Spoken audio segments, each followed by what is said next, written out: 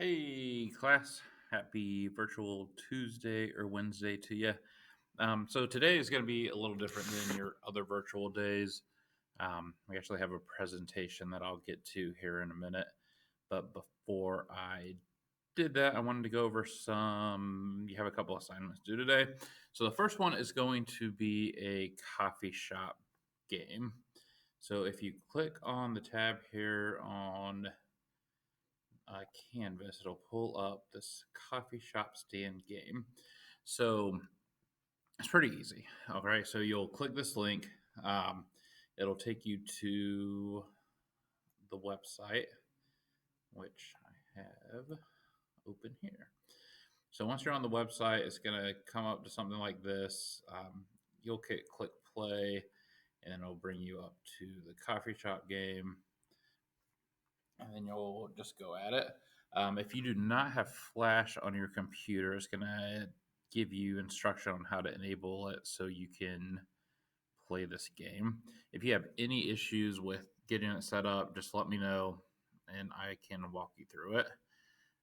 So it's pretty basic. The instructions are on the worksheet, but they're also throughout the game. So what you're doing is you're kind of looking at how you're going to market a coffee shop. So you'll name it, then you'll be in charge of ordering ingredients, um, setting prices, and you'll just go back and forth. So the game is 14 days. You can do it honestly in about 15-20 minutes. So you will fill in all of this information right here. So the cups you sell, coffee, and the profit that you make throughout your 14 days.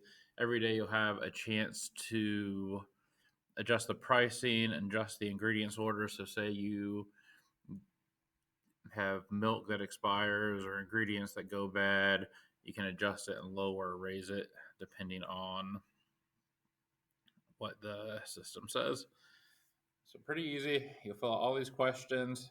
This is completion. So if you do horrible, it's not a big deal, right? You're going to learn from your mistakes and hopefully get better. If not, it's just a fun game, and I think you'll learn and get something from this regardless. So don't stress. If you do bad, it's not the end of the world. All right. So that is the coffee shop game. You will also, I will be going through a presentation in a minute, and you will have a note sheet to fill out like you do on all the presentations. It's just a chance for you to kind of learn from the presentation, get the key points, and it's a great study guide for when you are studying for a test, which is going to be our next test will be next Monday and Tuesday. So that is what we have going on today. Right now, we are going to go ahead and go through the Unit 4 presentation. I know I normally do these in class, but since we are on a shorter week and I want to do some more group activities when you guys are actually here with me, I figure I'll go ahead and do this today. You can watch me and see me even if you're not in class. All right, so Unit 4, we are understanding the market, kind of the fun part of business, right? See if I can move my picture. There we go. Move it to the top. So understanding the market. As an entrepreneur, you need to have an understanding of the market for the following reasons. A deep understanding of the market is a crucial requirement for someone who is wanting to be an entrepreneur, right? You don't want to start a business and not know who the people are, what the climate is, where you're starting that business. Regional plan, which includes understanding the market, is required for all entrepreneurs. It is important to study various factors that the market has shaped and contributors to that market. So let's go through some of those. So needs versus wants. I'll move myself up here. All right. Economics is all about making choices and satisfying the wants and needs of customers, right? You need to start a business. Your goal is to get consumers. How are you going to do that? You're going to appeal to their wants and needs. So needs are things that you must have in order to survive. So we all know what those are: food, clothing, shelter, water, etc. Wants are things that you think you must have in order to be satisfied. So jewelry to some people, technology. I mean, let's be honest. How can we be satisfied without tech? And other luxury items, nice cars, that kind of stuff.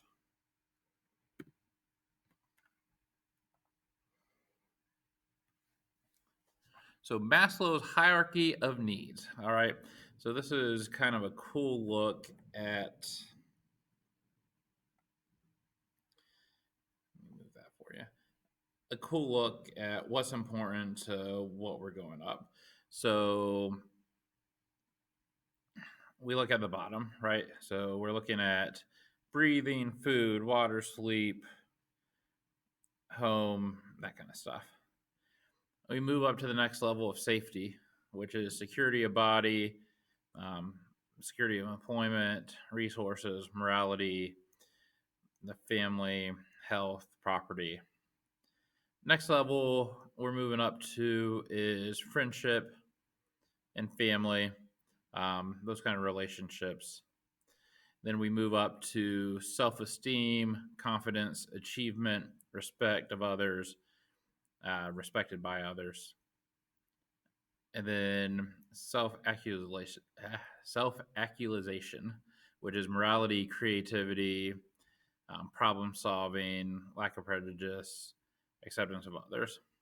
So when we look at that, we're looking at a person's motivation to reach his or her full potential. So when you look at the hierarchy, all of this builds up to the things, the morality, the creativity, spontaneity, everything that makes us a good entrepreneur. So all kind of builds on top of each other.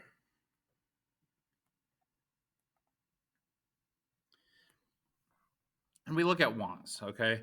So there are two types of wants in economics. There's material goods and services, which are two big industries, businesses.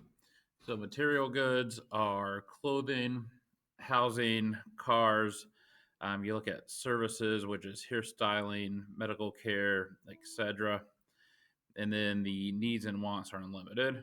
So you're only limited by your mind. If you can imagine a business and probably provide it to others. Then we're looking at economic resources, right? So economic resources are the means through which goods and services are produced. So goods are products you can see and touch. Services are activities that are consumed as they are produced. So economic resources is a factor in entrepreneurship because economic resources can exist in an economy and not be transformed into consumer goods.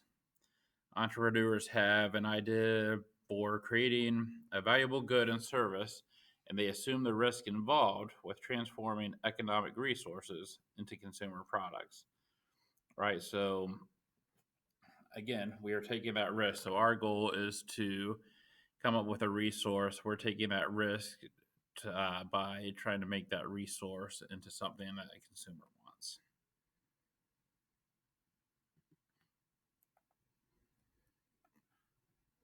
I'll move up here now. So, types of resources, there's a few. So, the first one is natural, which are raw materials supplied by nature. Those include oil, minerals, waterways, etc. Human resources, which are people who create the goods and services.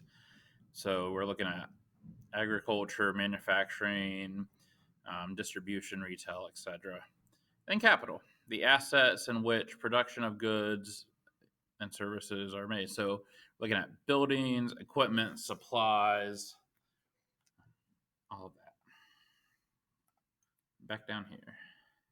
So, roles, our roles. We're entrepreneurs, right? That's why we're taking this class. So, what are our roles as entrepreneurs? We occupy a key position in the market economy. For us, the entrepreneurs, it's us, who ignite the economy's engine, activating and stimulating all economic activity. So, one of the key, for those of you who have taken economics or will soon, one of the key terms are supply and demand. So, entrepreneurs play an important part in supplying goods and services to meet the demands of the consumers. One of the things you guys will be doing in your coffee game today will actually be looking at supply and demand, um, making sure that you're not either making too much coffee or making sure that you're not making too little. So that's one of the keys of the game. Capital investment and job creation. Entrepreneurs need money to help run their businesses. We talked about this some last week. Sometimes this is money is yours that you're putting forward. Sometimes it's investors' money. This may be used to buy a building, equipment, hire other people. It then gives job opportunities to the community too. So that's one of the things we talked about, right? When you maximize profit, you're able to hire more people. And then change agents. So many entrepreneurs create products that change the way we live and conduct business. And we just did a game changer project. A lot of you guys did a great job at thinking outside the box and finding some new entrepreneurs.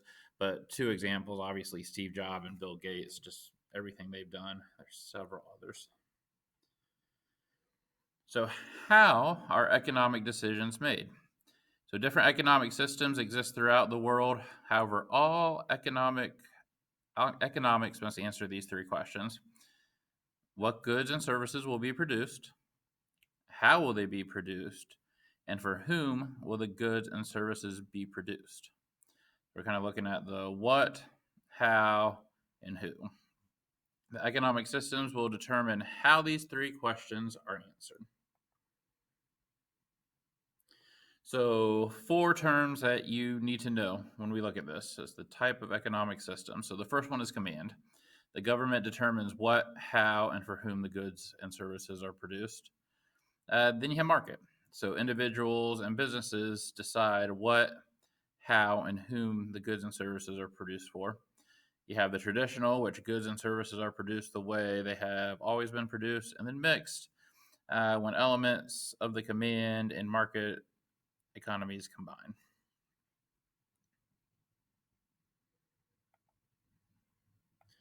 Moving back up here. So our function, a function of a business. So in a market economy, an entrepreneur is free to produce and offer consumers any legal product or service. Knowledge of business activities will help entrepreneurs satisfy customers and make a profit. So we look at these activities of basic business function. So the first one is production, right? So we create or obtain products or services for sale. Then comes the marketing, right? So we try to attract as many customers as possible. Then you guys are looking at management, how we're going to operate our business and develop and implementing new business. And then finance, so planning and managing the financial records and functions of the business.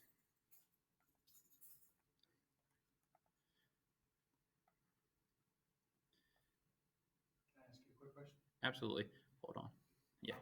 Out there at the stadium, there's 2 doors in that spirit shop, the one that goes into it, and then there's that back storage room. Mm-hmm. Do you need both of those to be that special key? I would, yeah, I would do that. Okay. All right. All right. Thank you so much. Yep. All right. We're getting back to it. Sorry about that.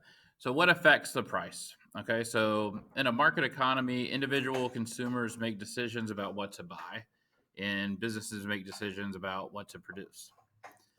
Consumers are motivated to buy goods and services that they need or want.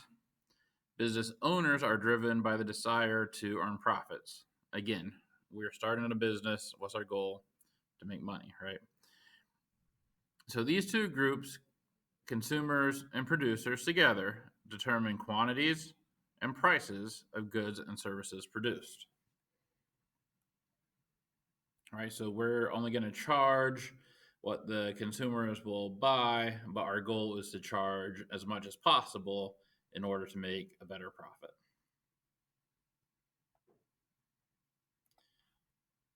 I will go up here now. Supply and demand.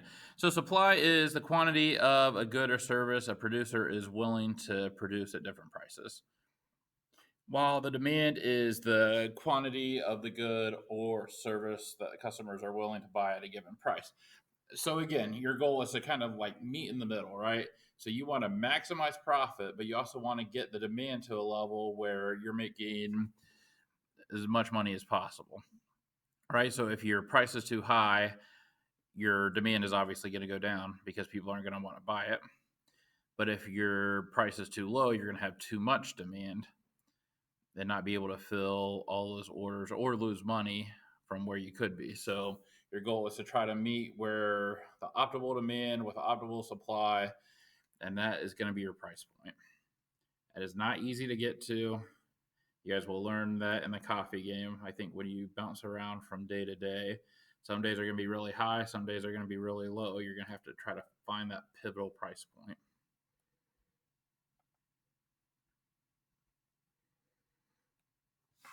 So we're looking at the equilibrium price. That's what that is called, okay?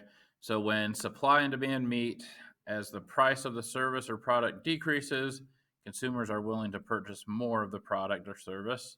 Demand rises, the price falls, as shown in the graph. This point, which the supply and demand curve meet, is also known as the equilibrium price. So again, your goal is to meet right there at that X, right? You want it to be the maximum demand with a maximum price, and that is your goal.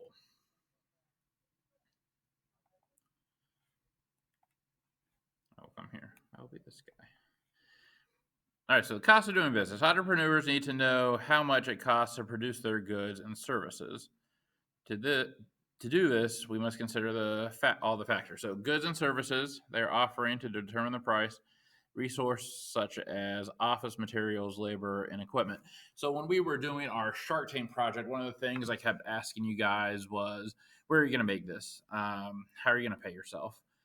And so you guys did a good job at kind of looking at what the item would actually cost, but then you have all the overhead, right? So you have employees to pay, machinery, office space. There's just a lot more that goes into maximizing your profit than just making the good and selling it.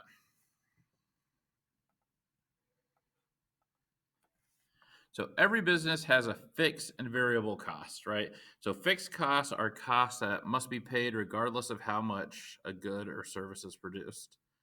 A variable cost are costs that go up and down depending on the quantity of the good or service produced.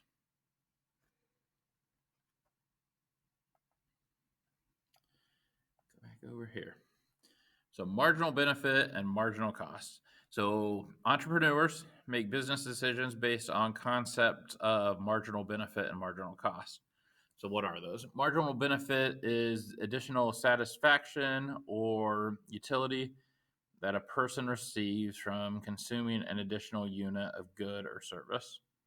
Marginal cost is the cost added by producing one additional unit of a product or service.